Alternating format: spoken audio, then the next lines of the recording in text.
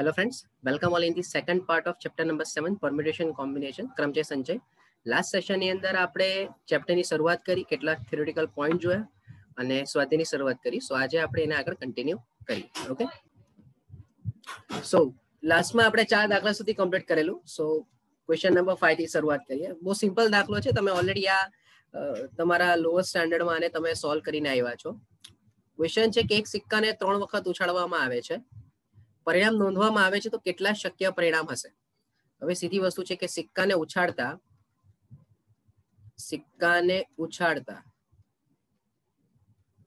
2 શક્ય પરિણામ હોય.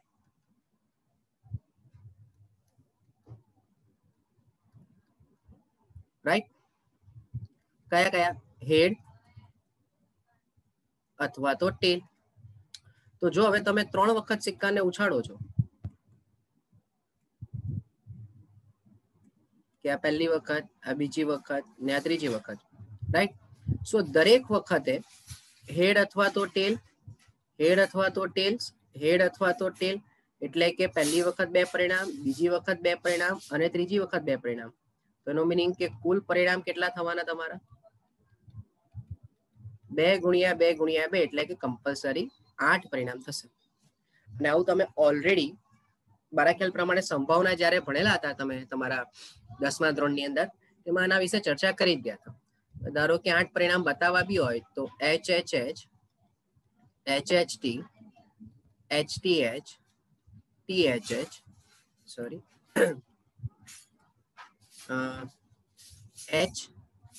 THH, પછી THT, HTT, TTH અને TTT. બરાબર? આ ઉપર 4 ને નીચે 4, આ ટોટલ 8 પરિણામ તમારા થઈ ગયા. ઓકે, સો બહુ સરળ દાખલો છે ભાઈ, કઈ બહુ વધારામાં વિચારવાની જરૂર. ત્યાર પછીનો પણ દાખલો સારો કે ભિન્ન રંગના 5 ધ્વજ આપેલા છે. એવું સમજો કે તમારી પાસે 5 અલગ અલગ રંગના ધ્વજ છે. બરાબર? ધારો કે આપણે એવું લઈને ચાલે કે ભાઈ પહેલો ધ્વજ બ્લુ કલરનો છે, પછી બીજો ધ્વજ જે છે તે યલો કલરનો છે. આપણે ખાલી 5 એક અલગ અલગ પ્રકારની પોસિબિલિટી લઈ લઈએ. બરાબર? બીજો ધ્વજ યલો કલરનો છે, પછી ત્રીજો ધ્વજ રેડ કલરનો છે, ચોથો ધ્વજ ગ્રીન કલરનો છે અને 5મો ધારો કે આપણી પાસે વાયોલેટ કલરનો છે. બરાબર? આવા 5 અલગ અલગ પ્રકારના ધ્વજ છે. તમને એવું કહે છે કે ભાઈ એકની નીચે બીજો એવા 2 ધ્વજથી કેટલા સંકેત બનાવી શકાય. એટલે હવે ધારો કે એવું સમજીને ચાલો કે ભાઈ આ એક પોલ હોય, પોલ એટલે થાંભલો. બરાબર? આ થાંભલા પર પહેલો ધ્વજ અને બીજો ધ્વજ, આવા 2 ધ્વજ તમારે લગાવીને સંકેત બનાવવાના છે. પણ ઉપર અને નીચેનો કલર અલગ અલગ હોવો જોઈએ. તો હવે આ બહુ સિમ્પલ વેમાં થઈ ગયું ને. કેવી રીતે થઈ જાય કે ધારો કે જો હું પહેલા ધ્વજની વાત કરું, બરાબર, તો પહેલા ધ્વજ માટે મારી પાસે કેટલા ઓપ્શન કે ભાઈ હું બ્લુ મૂકી શકું, ક્યાં તો યલો મૂકી શકું, ક્યાં તો રેડ મૂકી શકું, અથવા ગ્રીન અથવા વાયોલેટ. એનો મીનિંગ કે મારી પાસે પહેલા ધ્વજ માટે 5 અલગ અલગ ઓપ્શન છે. બરાબર? અને બીજા ધ્વજ માટે મારી પાસે એવા કેટલા ઓપ્શન છે? 4. તો અહીંયા સિમ્પલ વેમાં થઈ ગયું ને કે કુલ સંકેતોની સંખ્યા બરાબર 5 ગુણ્યા 4 એટલે કે 20 થઈ જશે. બરાબર? ફરીથી બોલું છું, જો સમજો, 5 અલગ અલગ પ્રકારના ધ્વજ આપેલા છે. એટલે આપણે અહીંયા ખાલી શરત આપણા પ્રમાણે લઈ લીધી કે ભાઈ 5 અલગ અલગ ધ્વજ છે. એકની નીચે બીજો એવા 2 ધ્વજથી કેટલા સંકેત બનાવે. એટલે ધારો કે એક થાંભલો હોય કે કોઈ બી એક દાંડી કે કઈ બી નાની મસ્તી કે જેના પર તમે 2 ધ્વજ લગાવીને એક સંકેત બનાવો, તો એવા ટોટલ કેટલા સંકેત બને? તો કે 20. કારણ કે પહેલા ધ્વજની ઉપર હું 5 અલગ અલગ પ્રકારના કલરમાંથી કોઈ પણ એક મૂકી શકું, તો બીજા માટે કમ્પલસરી 4 જ બચશે. કારણ કે કોઈ એક કલરનો ધ્વજ તો અહીંયા આવી ગયો હશે ને. બરાબર? કોઈ કહે કે સર નીચે 5 ને ઉપર 4 લખીએ તો પણ મને કોઈ ફરક નથી પડતો ભાઈ. બરાબર? આવશે તો બંને તો સેમ જ થવાનું છે. 4 ગુણ્યા 5 લખું કે 5 ગુણ્યા 4 લખું. રાઈટ? સો અહીંયા તમારું આ સ્વાધ્યાય કમ્પ્લીટ થાય. સો હવે આપણે શરૂઆત કરીએ. આ ચેપ્ટરનો જે મેઇન પોઈન્ટ છે તે એ છે ક્રમચય. ક્રમચય એટલે કહેવાય પરમ્યુટેશન. બીજી ભાષામાં કહેવાય અરેન્જમેન્ટ. એટલે એને કહેવાય ગોઠવણી. જો મેં 4 અલગ અલગ શબ્દ વાપર્યા છે તમારી સામે, બધાનો મિનિંગ એક જ થાય. એમાં સૌથી સરળ સમજવા લાયક શબ્દ હોય તો એ તમારી પાસે છે ગોઠવણી. બરાબર? તો પહેલા આપણે બહુ સિમ્પલ વેમાં સમજીએ કે શું કહેવા માંગે છે તે, બરાબર. પણ ક્રમચય સમજતા પહેલા આપણે સમજીએ ફેક્ટોરિયલ, પછી આપણે એની વ્યાખ્યા સમજીએ. ફેક્ટોરિયલ આવું બોલાય, ફેક્ટોરિયલ, હવે એનો ઉચ્ચાર થાય. હા, ફેક્ટોરિયલ ના બે સંકેત છે. એક તો પેલું ઉદ્ગાર ચિહ્ન બી આવે, અથવા આ રીતે પણ આવે. સમજો શું કહેવા માંગુ છું તે. તો હું શરૂઆત કરું 0 ફેક્ટોરિયલ થી. 0 ફેક્ટોરિયલ નો જવાબ 1 થાય. આ બાય ડિફોલ્ટ તમારે યાદ રાખવાનું, એની પાછળનું એક રીઝન પણ છે, પણ એ પછી ચર્ચા કરીશું. 1 ફેક્ટોરિયલ નો જવાબ 1 થાય. એટલે આ 0 ફેક્ટોરિયલ ને બદલે છે ને આવું બી લખી શકે. આનો પણ જવાબ 1, આનો પણ જવાબ 1. તો હવે 2 ફેક્ટોરિયલ નો મીનિંગ થાય 2 ગુણ્યા 1. સમજો. 3 ફેક્ટોરિયલ નો મીનિંગ થાય 3 ગુણ્યા 2 ગુણ્યા 1, એટલે જવાબ 6. અહીંયા જવાબ 2. 4 ફેક્ટોરિયલ નો મીનિંગ થાય કે 4 ગુણ્યા 3 ગુણ્યા 2 ગુણ્યા 1, એનો મીનિંગ કે 24. આ હું એટલે બતાવું છું કે હવે તમને ધીરે ધીરે આઈડિયા આવી જાય કે જો હું 5 ફેક્ટોરિયલ લખું તો 5 ફેક્ટોરિયલ નો મીનિંગ થાય 5 ગુણ્યા 4 ગુણ્યા 3 ગુણ્યા 2 ગુણ્યા 1, એટલે જવાબ થઈ ગયો 120. તો આ ફેક્ટોરિયલની સૌથી મોટી ખાસિયત શું કે તમે આટલું ઓબ્ઝર્વ કરો તો તમે 5 ફેક્ટોરિયલ ને 5 ગુણ્યા 4 ફેક્ટોરિયલ પણ લખી શકો. ઓકે ના? આની પ્રેક્ટિસ તમારે કરવી પડશે ભાઈ, બરાબર. એવું જ ધારો કે હું 6 ફેક્ટોરિયલ લખું તો હવે બધાને ખ્યાલ આવી જાય કે 6 ગુણ્યા 5 ગુણ્યા 4 ગુણ્યા 3 ગુણ્યા 2 ગુણ્યા 1, એટલે જવાબ 720. તો 6 ફેક્ટોરિયલ બરાબર 6 ગુણ્યા 5 ફેક્ટોરિયલ બી લખી શકાય, અથવા 6 ગુણ્યા 5 ગુણ્યા 4 ફેક્ટોરિયલ પણ લખી શકાય. જેવી જેવી રિક્વાયરમેન્ટ એવી એવી રીતે તમે ચેન્જીસ લાવી શકો, બરાબર. એવું જ 7 ફેક્ટોરિયલ વિચારીએ તો હવે 7 થી ચાલુ કરીને ક્યાં સુધી છે? 1 સુધી જવાનું, પણ હું 5 ફેક્ટોરિયલ સુધી લખું તો આનો જવાબ થઈ જશે 50 40. ટૂંકમાં કર્યું શું તમે? 720 જોડે 7 ને ગુણાકાર આપ્યો. That's it. આટલું તમારે યાદ રાખવાનું. એવું જ 8 ફેક્ટોરિયલ એટલે 8 ગુણ્યા 7, સોરી 8 ગુણ્યા 7 ફેક્ટોરિયલ, એટલે 50 40 ગુણ્યા 8 તમારે કરવાનું, એટલે જવાબ આવી જશે 40 320. એવું જ 9 ફેક્ટોરિયલ ની વાત કરું તો 9 ગુણ્યા 8 ફેક્ટોરિયલ. જો પાછું બોલું છું, 9 ફેક્ટોરિયલ નો મીનિંગ થશે 9 ગુણ્યા 8 ગુણ્યા 7 ગુણ્યા 6 ગુણ્યા 5 4 3 2 ને 1, છેક 1 સુધી જતા રહેવાનું. સમજો, બરાબર. પણ આપણે ખાલી અત્યારે ઓછો ટાઈમ બગડે એટલે 9 ગુણ્યા 8 ફેક્ટોરિયલ લખું છું. ટૂંકમાં 40 320 સાથે તમારે 9 ને ગુણવાના. તો આ 0, 9 દુ 18 નો 8, 27 ને 28 નો 8, આ 2 અને 9 દુ 9 ચોક 36, એટલે 36 200 ને સોરી 36 28 80, બરાબર છે. તો એવું જ 10 ફેક્ટોરિયલ બરાબર શું થશે? તો કે 10 ગુણ્યા 9 ફેક્ટોરિયલ એટલે 36 288 અને 00. હું વધારે ઇન્સિસ નથી કરતો, પણ એટલીસ્ટ 8 ફેક્ટોરિયલ સુધી યાદ રખાય તો વેલ એન્ડ ગુડ. હા, 9 ને 10 બી યાદ રખાય તો બહુ જ સારું, પણ મિનિમમ 8 ફેક્ટોરિયલ સુધીનો જવાબ ડાયરેક્ટ યાદ રાખવાનો. છેલ્લે તમે કેલ્સી તો યુઝ કરી જ શકશો, but JEE point of view તમારે જો વિચારવું હોય તો 8 ફેક્ટોરિયલ સુધી તમારે ઉપયોગમાં લઈ શકાય. એટલે એકાદ એક્ઝામ્પલ જોઈએ. જો ધારો કે તમને એવું પૂછે કે ભાઈ 9 ફેક્ટોરિયલ ના છેદમાં 6 ફેક્ટોરિયલ નો જવાબ લખો, તો હવે આમાં કઈ 9 ફેક્ટોરિયલ એટલે 9 9 9 9 સુધી, એટલે 9 8 7 6 સુધી ને 6 નીચે 6 5 4 3 2 1 બધું લખવાની જરૂર નથી. તો શું કહી શકાય? તમને એવું ખબર છે કે 9 ફેક્ટોરિયલ એટલે 9 ગુણ્યા 8 ગુણ્યા 7, તો હવે હું અહીંયા 6 ફેક્ટોરિયલ લખી જ શકું. તો છેદમાં 6 ફેક્ટોરિયલ, તો આ કેન્સલ, એટલે તમારો જવાબ 9 ગુણ્યા 8 ગુણ્યા 7. હવે આ જે બી આવતો હોય તે ચાલે ભાઈ, બરાબર. એટલે આટલું તમારે ધ્યાનમાં રાખવાનું.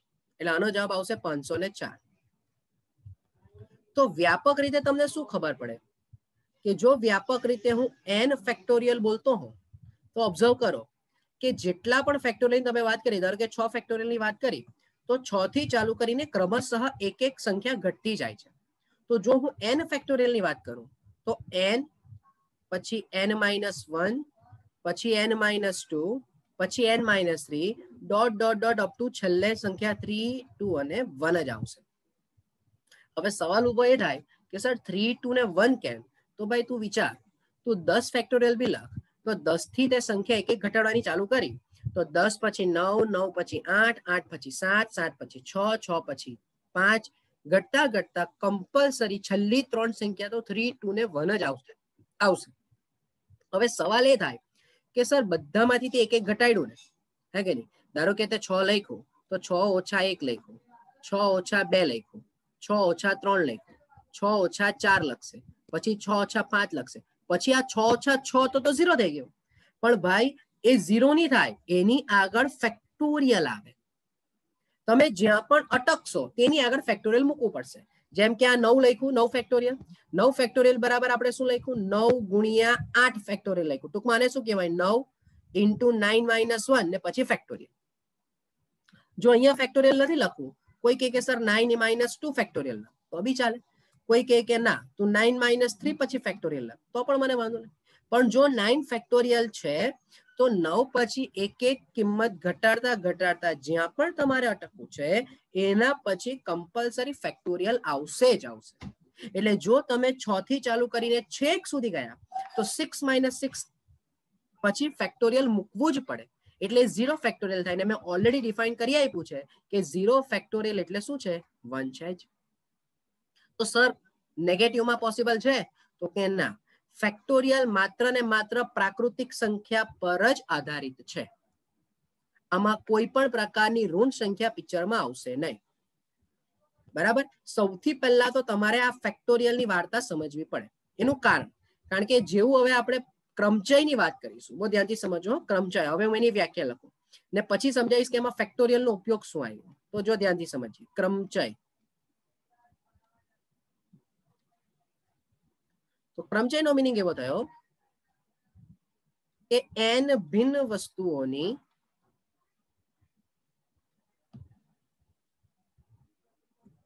r ભિન્ન સ્થાનમાં સુરેખ ગોઠવણીને ક્રમચય કહેવાય. હવે અહીંયા શબ્દ મેં સ્થાન એટલે વાપર્યો છે કે તમને થોડી સરળતા રહે. દેશી ભાષામાં કેવું હોય તો આવું કહી શકાય કે n વસ્તુઓ પૈકી r વસ્તુઓને ગોઠવણીના પ્રકાર. n વસ્તુઓમાંથી r વસ્તુની ગોઠવણીના પ્રકાર. પણ મેં અહીંયા વસ્તુને બદલે શબ્દ વાપર્યો છે સ્થાન. તમે ટેક્સ્ટબુક યુઝ કરો કે કોઈ રેફરન્સ બુક યુઝ કરશો ને તો એમાં તમને n વસ્તુમાંથી r વસ્તુની એક જ સમયે થતી ગોઠવણી આવો દેખાય. સમજો, પણ ખાલી સરળતા માટે બંનેનો અર્થ એક જ થાય, કોઈ ફરક પડતો નથી. તો હવે સમજો શું કહેવા માંગુ છું તે. પહેલી વસ્તુ કે અહીં n belongs to capital N અને r belongs to પણ capital N હોવું જોઈએ તથા 0 less than r less than or equals to n. આ બે શરત કમ્પલસરી તમારે ધ્યાનમાં રાખવાની. બરાબર? એટલે કે વસ્તુની સામે સ્થાન ઓછા જ હોવા જોઈએ. સરખા હોય તો પણ ચાલે, એનાથી આપણને ફરક પડતો નથી. પણ હવે સમજો એનો અર્થ શું થાય કે ધારો કે તમારી પાસે n ભિન્ન વસ્તુ છે. બરાબર? અને હવે તમારી પાસે સ્થાન કેટલા છે? r જ સ્થાન છે. તો અહીંયા આપણે સમજીએ. અહીં એક શબ્દ લખવાનો રહી ગયો, પુનરાવર્તન સિવાય. એટલે આજે આપણે વાત કરીએ છીએ ને તે છે પુનરાવર્તન સિવાય. આપણે ઓલરેડી આગળના સેશનમાં જોઈ કે પુનરાવર્તન સાથે ને પુનરાવર્તન સિવાયનો ફરક શું છે. આપણે અત્યારે વાર્તા કરીએ છીએ તે પુનરાવર્તન સિવાયની વાત કરીએ છીએ. એટલે બહુ ધ્યાનથી સમજો. ધારો કે આપણે એક આ ટેબલ બનાવીએ. બરાબર? કે જેની અંદર આ પહેલું સ્થાન, આ બીજું સ્થાન, સોરી, આ બીજું સ્થાન, આ ત્રીજું સ્થાન, આ ચોથું સ્થાન, જતા જતા આ છેલ્લામાં છેલ્લું 8મું સ્થાન. તો હવે બધાને જ ખબર પડે કે અહીંયા n અલગ અલગ ઓપ્શન છે. તો હવે અહીંયા પુનરાવર્તન સિવાય કેટલા ઓપ્શન રહેશે? કમ્પલસરી n - 1 ઓપ્શન જ રહેશે. અહીંયા કેટલા ઓપ્શન રહેશે? n - 2, અહીંયા n - 3. ગ્રેજ્યુઅલી ડિક્રીઝ થતા થતા અહીંયા ઓપ્શન બચશે n - r પ્લસ 1. સર આ ખબર નહીં પડી તો હું સમજાવું, બહુ સરળ ભાષામાં સમજાવું, બહુ ધ્યાનથી સમજો. હું એમ કહું કે તમારી પાસે 5 વ્યક્તિ છે.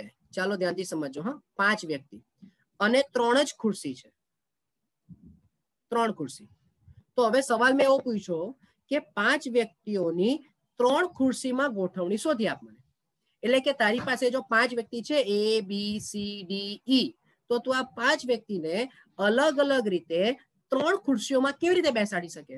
તો ચાલ એક સિમ્પલ વસ્તુમાં સમજાવ કે ભાઈ ધારો કે ABCD છે, ABCDE આ 5 વ્યક્તિ થઈ ગયા, તો તું પહેલા સ્થાનમાં આ 5 માંથી કોઈને પણ બેસાડી શકે ને? એટલે અહીંયા પહેલી ખુરશી માટે તારી પાસે કેટલા ઓપ્શન બચ્યા? 5 ઓપ્શન બચ્યા. હવે ધારો કે તે અહીંયા બીને બેસાડી દીધો માની લે, તો હવે અહીંયા બીજી ખુરશી માટે તારી પાસે 4 જ હશે. તું કોઈને કોઈના ખોળામાં તો બેસાડવાનો નથી, તો હવે અહીંયા તારી પાસે 4 જ ઓપ્શન બચશે. તો અહીંયા કમ્પલસરી તારી પાસે કેટલા ઓપ્શન બચશે? 3 ઓપ્શન. બોલ હા કે ના? તો હું આ 3 ને બદલે, બહુ ધ્યાનથી સમજજે હે, 3 ને બદલે 5 ઓછા 3 વત્તા 1 લખી શકું કે નહીં લખી શકું? જરા ખાનગીમાં વિચારીને કેજે મને. હા, 5 ઓછા 3 વત્તા 1. તો ભાઈ હવે તું આને કમ્પેર કર આ સૂત્ર સાથે, લેજો ચેક કર.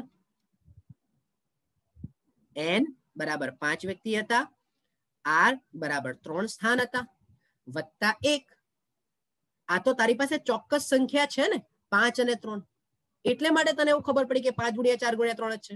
ધારો કે વ્યાપક રીતે તો તારે n ગુણ્યા n - 1 ગુણ્યા n - 3 ડોટ ડોટ ડોટ જતા જતા છેલ્લું પદ શું લેવું પડશે? n - r+1 જ લેવું પડશે ને. એનું કોન્સેપ્ટ અહીંયા તારો ક્લિયર થવો જોઈએ. સર ધારો કે બીજું કોઈ એક્ઝામ્પલ લે, ચાલ તો બીજું કોઈ એક્ઝામ્પલ લો. તું મને એમ કે આ ધારો કે તારી પાસે 3 ને બદલે 2 જ ખુરશી હોય તો પણ આ કોન્સેપ્ટ સાચો જ પડે ભાઈ. હા, માન કે તારી પાસે 2 જ ખુરશી છે, ચાલ ભૂલી જા, ચાલ 2 ખુરશી લીધી, તો શું અહીંયા પણ એ સૂત્ર લાગે? 100% લાગશે. વિચાર, n બરાબર 5 થઈ ગયા, r બરાબર 2 થઈ ગયા, વત્તા 1,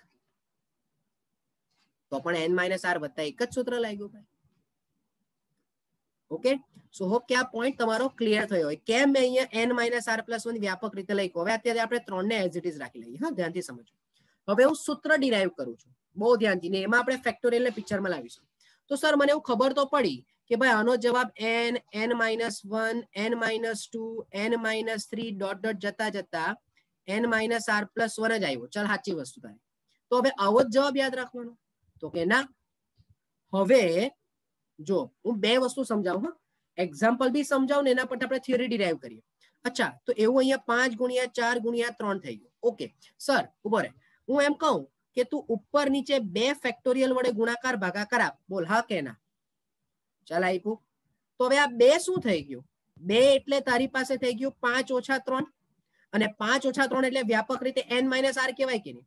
તો કે હા કહેવાય. તો તું એક કામ કર, તું તારા ડાબી બાજુ એટલે આ થિયરી ની અંદર જે આપણે વાત કરી ને એમાં પણ ઉપર નીચે, જસ્ટ અ મિનિટ, ઉપર નીચે n - r ફેક્ટોરિયલ વડે ભાગાકાર ગુણાકાર આપ. n - r ફેક્ટોરિયલ વડે ગુણાકાર ભાગાકાર આપ. જો ફેક્ટોરિયલ ની કન્ડિશન તો સેમ જ રહી છે. હે, શું કન્ડિશન હતી? કે તમારું ગ્રેજ્યુઅલી કિંમત એક એક કરીને ઘટતી જવી જોઈએ. તો આમાં પણ એક એક કરીને ગ્રેજ્યુઅલી કિંમત ઘટતી ગઈ છે. જો n, n-1, n-2, n-3, પછી વ્યાપક રીતે n - r+1. તો ભાઈ n - r+1 પછી એક કિંમત ઘટાડ તો તને n - r ફેક્ટોરિયલ જ મળે કે નહીં મળે? જેમ કે 5 4 3, 3 પછી કોણ ઘટે? એક ઘટે તો કોણ આવે? તો કે 2 ફેક્ટોરિયલ. તો 2 ફેક્ટોરિયલ વડે ગુણાકાર ને ભાગાકાર આપ્યો. તો શું હું અહીંયા, ભાઈ ધ્યાનથી સમજે હે, અહીંયા 5 4 3 2 ફેક્ટોરિયલ ને 5 ફેક્ટોરિયલ લખી જ શકું કે નહીં? અને છેદમાં 2 ને બદલે 5 ઓછા 3 ફેક્ટોરિયલ બી લખી જ શકાય. બરાબર? તો ઓલરેડી છેદમાં તો આપણું n - r ફેક્ટોરિયલ છે જ ને. ઉપર શું થઈ જશે? હવે ઉપર થઈ જશે n ફેક્ટોરિયલ ના છેદમાં n - r ફેક્ટોરિયલ. તો ભાઈ આ તારું સૂત્ર આવી ગયું. ઇમ્પ્લાઇઝ ક્રમચયની સંખ્યા n-p-r બરાબર n ફેક્ટોરિયલ ના છેદમાં n - r ફેક્ટોરિયલ.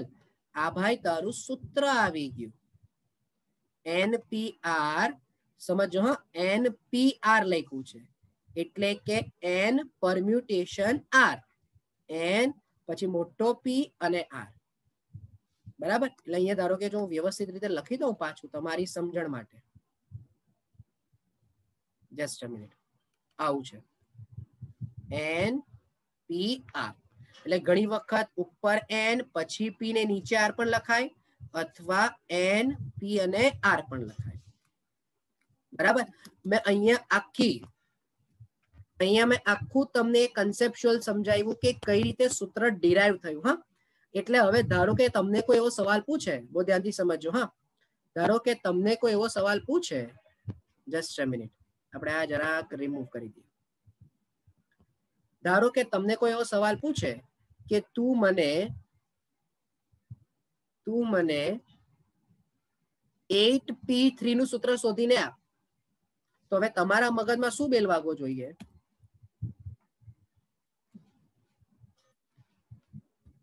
તમારા મગજમાં શું બેલ વાગવો જોઈએ કે 8p3 એટલે n બરાબર 8 અને r બરાબર 3, એટલે 8 ફેક્ટોરિયલ છેદમાં 8 ઓછા 3 ફેક્ટોરિયલ. તો આ 8 ફેક્ટોરિયલ ના છેદમાં બોલો 8 ઓછા 3 એટલે 5 ફેક્ટોરિયલ થઈ ગયું. તો ટૂંકમાં 8 ગુણ્યા 7 ગુણ્યા 6 ગુણ્યા 5 ફેક્ટોરિયલ ના છેદમાં 5 ફેક્ટોરિયલ. ઉપરની જેથી 5 ફેક્ટોરિયલ કેન્સલ, એટલે થઈ ગયું 8 ગુણ્યા 7 ગુણ્યા 6. આ મારો જવાબ થઈ ગયો. બોલો, વાર્તા ખબર પડશે ભાઈ આખી શું છે? આ બીજું કઈ જ નથી, આ ગણતરીનો મૂળભૂત સિદ્ધાંત જ છે. સમજો, તમે જે શરૂઆતમાં ભણીને આવ્યા ને ભાઈ, એ જ છે, ગણતરીનો મૂળભૂત સિદ્ધાંત જ છે, પણ એમાં આપણે સીધું ડાયરેક્ટ સૂત્ર લખેલું. હવે આમાં તમારી પાસે એક ઇન્ડિવિજ્યુઅલ ઇક્વેશન આવ્યું કે જેને તમે NPR વડે દર્શાવ્યું. એટલે ધારો કે કોઈ એમ પૂછે, બહુ ધ્યાનથી સમજજો, હે, કે 1 2 3 4 અને 5 આ 5 આંકડાનો ઉપયોગ કરીને 3 અંકની સંખ્યા બનાવો. તો ગણતરીના મૂળભૂત સિદ્ધાંતમાં તમે શું કરતા હતા કે ભાઈ પહેલામાં 5 ઓપ્શન, બીજામાં 4 ઓપ્શન ને ત્રીજામાં 3 ઓપ્શન. હવે આવું લખવાને બદલે સીધું જ બોલો કેટલા સ્થાન? 5 સ્થાન. કેટલા નંબર? 5 નંબર. કેટલા સ્થાન? 3 સ્થાન. તો સીધો જ જવાબ 5p3 તું લખી દે. આનો જવાબ 5 ગુણ્યા 4 ગુણ્યા 3 અને 5p3 બંને એકનું એક જ થશે. રાઈટ? સો હોપફુલી કે તમને આખો પોઈન્ટ ક્લિયર થયો હોય. કારણ કે જો હવે આ ક્લિયર થયું હોય ને ભાઈ, તો તમારું સ્વાધ્યાય 7.2 બહુ સરળતાથી તમારું સોલ્વ થઈ જાય.